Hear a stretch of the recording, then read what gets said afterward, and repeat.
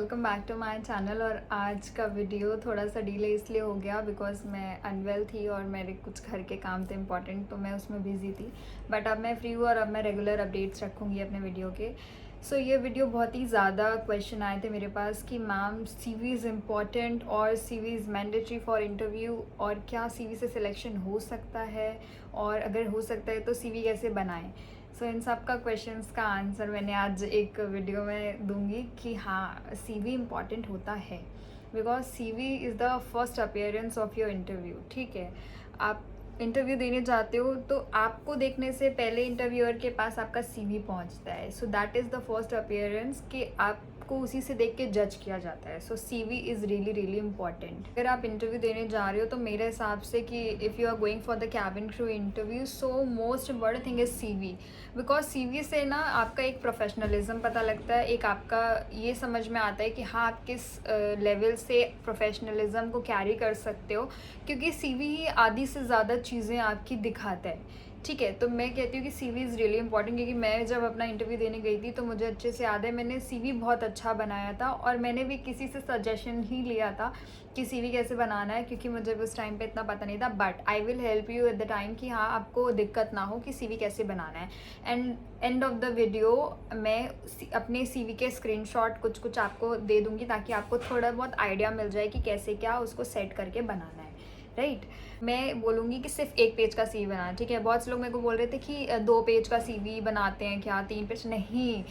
CV हमेशा short and crispy होना चाहिए। ठीक है, तो सिर्फ 1 पेज का रखो, ज़्यादा लेंदी मत करो, that is well and good. और दूसरी चीज़ ये कि CV जब भी बनाना तो उसको ना एकदम मतलब ऐसे फॉर्मल वाले कलर्स में रखना। ये नहीं कि मतलब अगर कह दिया CV को सजाओ डेकोरेट करो तो बिल्कुल ही एकदम क्राफ्ट एंड DIY सब लगा दिया उसमें, ऐसा कुछ नहीं करना। एकदम बिल्कुल अच्छे से नॉर्मल कलर्स रखना। जब मैंने इंटरव्यू दिया था तो मैंने अपना एकदम डार्क ब्लू कलर का एक साइड का पोर्शन रखा था और जितने भी मेरे फ़ॉन्ट्स थे वो उसी से मैचिंग के थे, लाइट ब्लू करके। क्योंकि रीज़न ये ना कि ब्लू ब्लैक आपका थोड़ा प्रोफेशनलिज्म कलर आ जाता है, या तो फिर आप आइवरी कलर यूज़ करना, तो आइवरी में थोड़ा पेस्टल में जाना तो लाइट पिंक यूज़ कर सकते हो, बट उसमें भी ज़्यादा क्राफ्ट मत कर देना, नॉर्मल मतलब रखना है। और आपके जितने भी फॉन्ट होने चाहिए वो हमेशा बोल्ड होने चाहिए कि हाँ, अगर फर्स्ट अपीयरेंस में अगर इंटरव्यू ने पढ़ा है, अगर उसकी नज़रें भी कमज़ोर है तो उसको समझ आ जाए कि हाँ भाई, आपने एग्जैक्टली लिखा क्या है। और पॉइंट वाइज लिखोगे ना तो ऐसा होगा कि इंटरव्यू भी पढ़ेगा कि ओ, इसमें तो सब कुछ एकदम अच्छे से सीरीज से लिखा हुआ, तो उनको भी समझ में आ जाएगा। उनको ज़्यादा ऐसे मगजमारी नहीं करनी पड़ेगी, अब भाई ये क्या लिखा है, अच्छा इधर लिखा हुआ ये, इधर का वो, ऐसा कुछ नहीं है। ठीक है, सो अभी ट्राई करना कि पॉइंट वाइज सब कुछ लिखा हो। सो फर्स्ट जब भी अपना एकदम रेज्यूमे स्टार्ट करना तो फर्स्ट में तो अपना नेम लिखना, अच्छे से लिखना, बड़ा बड़ा लिखना, क्योंकि नेम ही ऐसी पहली चीज़ है जो इंटरव्यू देखेगा कि अच्छा किसका रेज्यूमे मैं पढ़ रहा हूँ। ठीक है, तो नेम सबसे पहले बड़े बड़े उसमें फॉन्ट में लिखना और अच्छा लिखना, बोल्ड। ठीक है, बहुत ज़्यादा कर्सिव वाला राइटिंग मत करना, नॉर्मल सिंपल रखना, बहुत ज़्यादा उसमें कलाकारी मत करना। ठीक है, एकदम फॉर्मल अच्छा लगना चाहिए। एंड द सेकेंड थिंग कि जो भी लिखना आपने CV में प्लीज़ झूठ मत लिखना।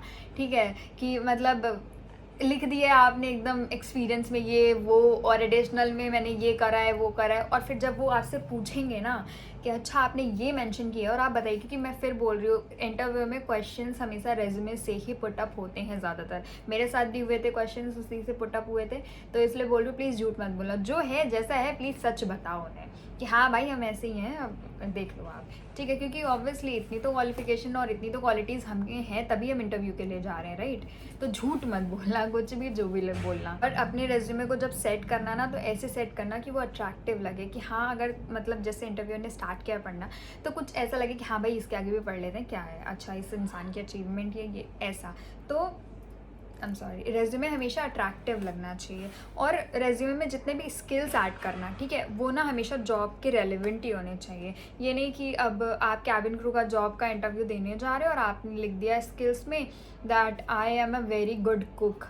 अच्छा, अभी कुक का वो क्या करेंगे मतलब कैबिन क्रू की जॉब में। हाँ, आप इतनी स्किल्स में लिखो that I am goal oriented, focused, hard worker, और सम लाइक ऐसा कि आई एम वेरी एंथुजियास्टिक, ऐसा कुछ लिखो तो समझ आता है कि हाँ चलो ये आपके स्किल्स में है और आपको ये चीज़ें आती हैं। अब आप उसमें लिख रहे हो that I am Java plus ऐसा ऐसा ऐसा, अब अच्छी बात बताओ उसका क्या करोगे आप कैबिन क्रू की जॉब में।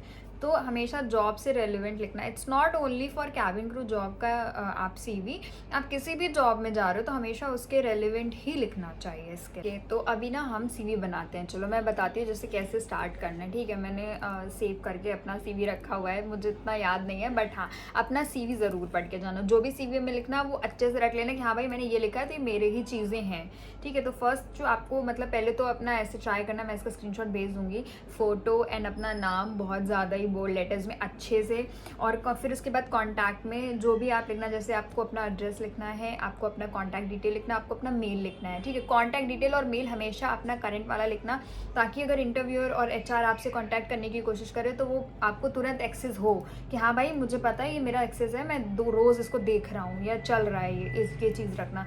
ये नहीं कि मेल कोई पुराना सा डाल दिया और फ़ोन नंबर वो आधे टाइम पे स्विच ऑफ रहता है, ऐसा मत करना प्लीज़। और फिर उसके बाद skill summary and then hobbies. Skill summary में ऑलरेडी ब्रीफ कर दिया कि उसी से रिलेटेड लिखना, और हॉबीज़ में भी मतलब हॉबीज़ में तो आप लिख सकते हो that I like reading books, dancing and all, जो भी है वट एवर आपका मन हो वो आप लिख सकते हो, क्योंकि हॉबीज़ का इज़ लाइक रेलिवेंट। अगर आपको कुकिंग करना पसंद ही है, मान लीजिए आपकी हॉबी ही है, तो क्या करेंगे, लेकिन मैं फिर भी सजेस्ट करूँगी कि रेलिवेंटली लिखना तो ज़्यादा बेटर था। जैसे मैंने लिखा था मेकअप, मुझे पसंद है मेकअप करना, ग्रूमिंग मतलब मेकअप एंड ग्रूमिंग लिखा था, ट्रैवलिंग लिखा था, और डांसिंग लिखा था, जो मुझे पसंद है, यूजुअली मैं करती हूँ, ठीक है। और उसके बाद फिर देन आपको लिखना है अपना पर्सनल इन्फॉर्मेशन, जो मैं एक साइड के ब्लॉक में बता रही हूँ, ठीक है। इसका पर्सनल इन्फॉर्मेशन में आपको अपना date of birth, marital status, nationality, name, जो ऑलरेडी मतलब आप लिख चुके हो, और language known, it's really important language known, ठीक है। इंग्लिश और हिंदी तो मस्ट होती है किसी भी डोमेस्टिक एयरलाइन के लिए if you are going in India, okay. But मैं एक और चीज़ बता देती हूँ आपको, if you know any other language you can mention it, it's going like it's up to you, लेकिन उसके लिए भी एक है कि दैट जो भी आपका लैंग्वेज है वो थर्ड वाली, या जो भी आई मीन जर्मन, फ्रेंच, जो भी whatever you know that, so उसमें आपको एकदम परफेक्ट होना चाहिए। लाइक आप उसको एबल भी हो रीड करने के लिए भी, राइट करने के लिए भी, एंड स्पीक करने के लिए भी, then you will have to mention it, otherwise मत करिएगा। Because it's not like that कि you listen that language and you know that what they are saying, but you don't know how to speak and how to answer, so don't mention it, okay. English and Hindi is must, you have to mention it. And the other thing which I told you, like in CV you have to mention it, then the other side you have to mention your personal profile, right. उसमें जो भी आपको I mean मैं last में screenshot डाल दूँगी, to secure a challenging position, whatever you want to write, but still again मैं बोल रही हूँ चीज़ें ध्यान से पढ़ लेना, क्या लिखा है आपके रेलिवेंट ही होना चाहिए, जो आपके अंदर हो। If you are enthusiastic you can mention it.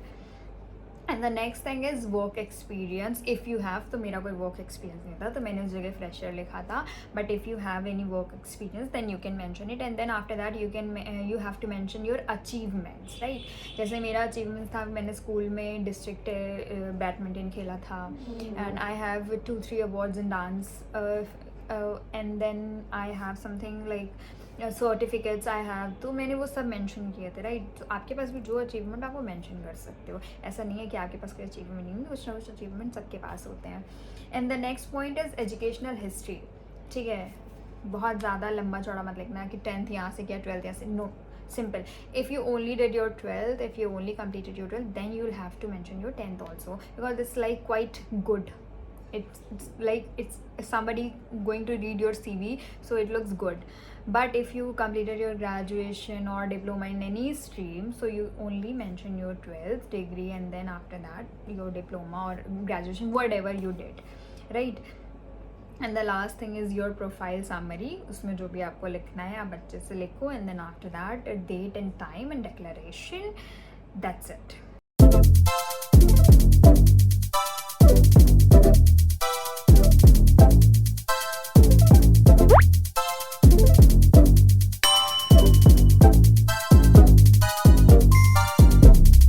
It's all about the CV. I hope you liked the video and you like you took some knowledge from me, because मुझे भी इतना पता नहीं था. I already took suggestion that time, but जितना भी मुझे पता था I already told you guys, and I want to help you. So if you have any query, you can just comment it down. I will give you answers. And thank you so much for watching me. Like, share and subscribe my channel for keep updating. And I will try my best कि मैं अब regular videos upload करूँ, because still I'm not well, but I'm trying my best. So thank you so much इतना ज़्यादा support करने के लिए. I hope you like me and my videos. Thank you so much. Bye bye, and wait for my next vlog.